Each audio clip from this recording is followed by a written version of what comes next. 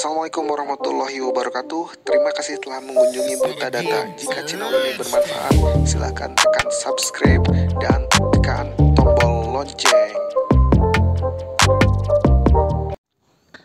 Assalamualaikum warahmatullahi wabarakatuh. Bertemu lagi dengan saya Vega Pura Yoga. Dalam pertemuan kali ini saya akan membahas terkait dengan klasifikasi pada mata kuliah Big Data Analytic ya.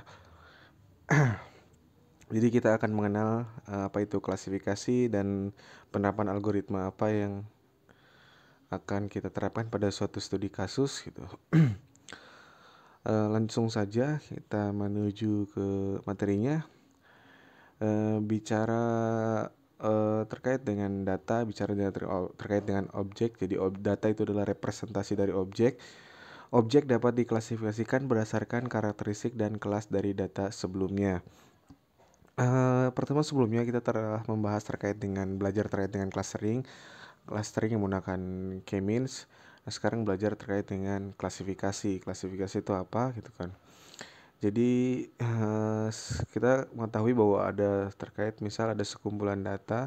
Nah, data itu bisa diklasifikasikan atau dikelompokkan atau diberi label berdasarkan karakteristik atau ciri-ciri dari data tersebut seperti itu.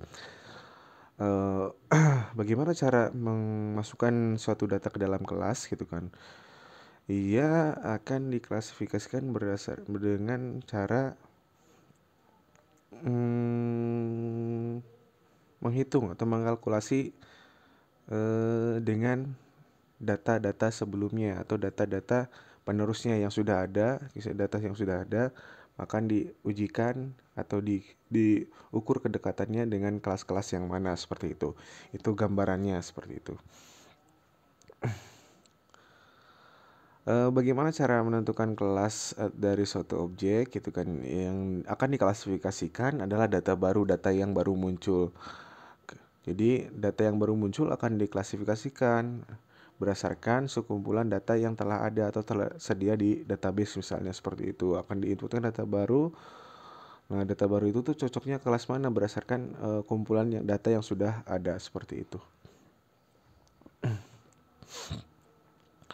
Klasifikasi membutuhkan data lampau untuk menentukan kelas dari data baru.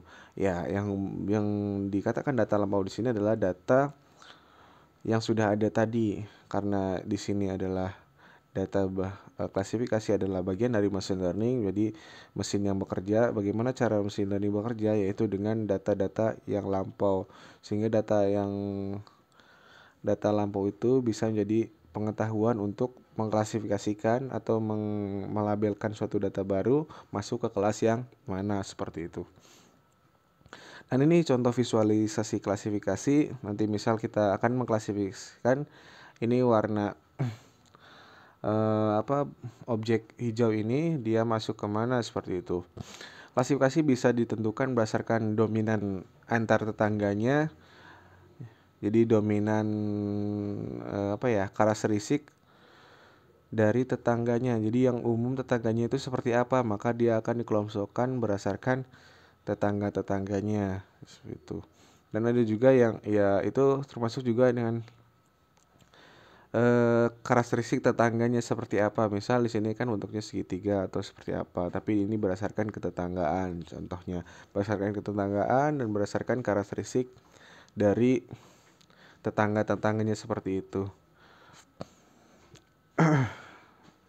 Mungkin ada bingung. Lanjut saja dulu. Jadi ini adalah salah satu algoritma. Jadi algoritma yang mudah untuk diterapkan yaitu adalah KNN. Ini adalah Canary Snake Bar. Ini ada salah penulisan. Jadi KNN adalah metode klasifikasi terhadap sekumpulan data berdasarkan pembelajaran data yang sudah terklasifikasikan sebelumnya. Ini sebetulnya bukan pada KNN saja. Jadi pada seluruh metode atau algoritma klasifikasi dia akan konsepnya seperti ini. Jadi dia akan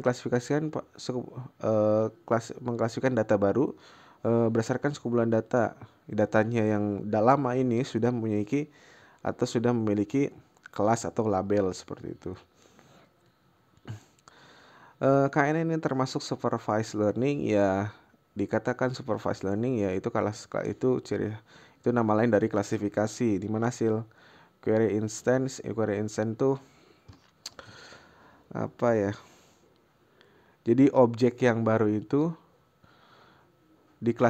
diklasifikasikan berdasarkan mayoritas kedekatan jarak dengan kategori yang ada dalam KNN. Jadi intinya seperti tadi visualisasi di KNN di mana ada sekumpulan data. Sekumpulan data itu ada yang segitiga, ada yang kotak.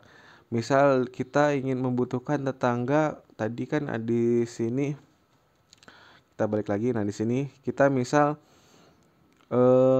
mengambil mengklasifikasikan data baru yang lingkaran ini berdasarkan misal minimal tetangganya 3 diambil 3 di sini. Terus di dalam ini lingkaran ini yang mayoritas itu apa? Segitiga. Maka karena konsep KNN adalah berdasarkan ketetanggaan, jadi mayoritas tetangganya seperti apa gitu, maka dia akan diklasifikasikan ke segitiga seperti itu. Contoh visualisasinya, gambarannya.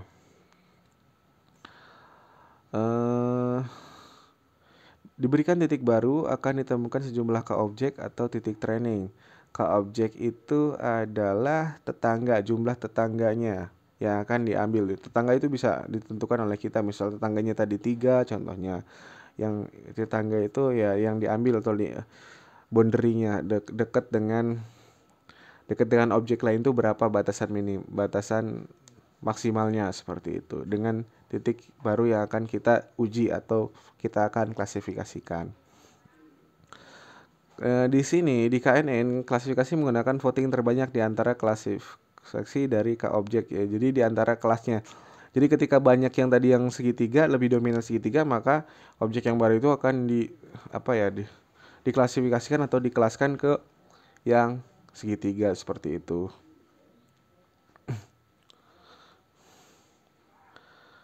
Lalu di sini algoritma Nares-Neighbor menggunakan klasifikasi tetangga sebagai nilai prediksi. Ya, itu konsepnya. Intinya K itu di sini adalah jumlah tetangganya. Di K-means itu cluster, jumlah clusternya kita tentukan, tapi di sini untuk KNN adalah K itu adalah tetangga. Tetangga yang akan tetangga yang akan jadi voter atau melakukan voting. Jadi sumbangsi votingnya di tetangga itu. Jadi berapa yang dominan di antara voter tersebut seperti itu. Ukuran kesamaan dalam ini biasanya diukur dengan salah satunya diukur dengan Euclidean distance. Ini juga dapat digunakan pada kemarin di pertemuan sebelumnya pada K-means ya. K-means juga menggunakan Euclidean distance, yaitu bisa digunakan Euclidean distance. Jadi sama saja. Jadi untuk ukuran kesamaan atau similarity kita bisa gunakan Euclidean distance, di mana Euclidean distance ini adalah metode pengukuran jarak atau similarity yang populer seperti itu. Ini adalah algoritmanya, jadi tahapan-tahapan bagaimana cara menentukan kelas dari data baru. Tahapan pertama yaitu tentukan jumlah K atau tetangga terdekat seperti itu. K atau tetangga terdekat, jadi berapa yang akan menjadi voting atau dihitung dominasinya tetangganya gitu. Dominasi dari tetangga gitu kan. Misal tetangganya kita tentukan 5, jadi dari 5 itu yang terdekat itu banyakkan ke kelas mana seperti itu. Hitung kedekatan data baru dengan data yang telah terkumpul. Hitung kedekatan data baru dengan data yang telah terkumpul. Ya, jadi ketika ada data baru muncul, maka setiap karakteristik akan diukur kedekatannya atau kemiripannya dengan data yang telah tersedia atau telah terhimpun atau data lampau tersebut. Jadi misal data baru akan diukur dengan baris pertama, baris kedua, sampai baris terakhir seperti itu. Diukur kedekatannya. Terus ambil sebanyak K terdekat. Nah, misal sudah dihitung dihitung kedekatannya semua sudah dihitung, jadi kemiripannya sudah dihitung, maka diurutkan. Jadi misal kita ingin ambil kas 5, maka akan diambil 5 terkecil, ya 5 yang terdekat. Jadi 5 yang nilainya terkecil, berarti kan terdekat kan berarti terkecil. Maka itu akan yang di voting. Hitung kelas yang mendominasi K terdekat. Dan setelah diurutkan kan ada 5, dapat 5 nih.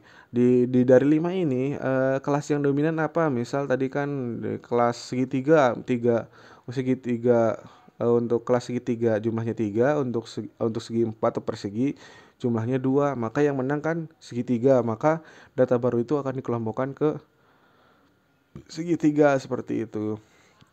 Nah, masukkan data ke dalam kelas yang dominan seperti itu. Nah, ini akan kita langsung saja ke penerapan KNN-nya. Ini saya ambil data juga seperti yang saya terapkan pada pertemuan sebelumnya, yaitu terkait dengan clustering, di mana ada 5 data, yaitu terkait dengan nilai IPA, nilai IPS. Ini untuk klasifikasikan mahasiswa. Mungkin mahasiswa bisa lah dikelompokkan berdasarkan minatnya. Jadi kita akan mengklasifikasikan ketika data mahasiswa baru dengan kriteria yaitu dengan nilai IPA 6 dan nilai IPS 6.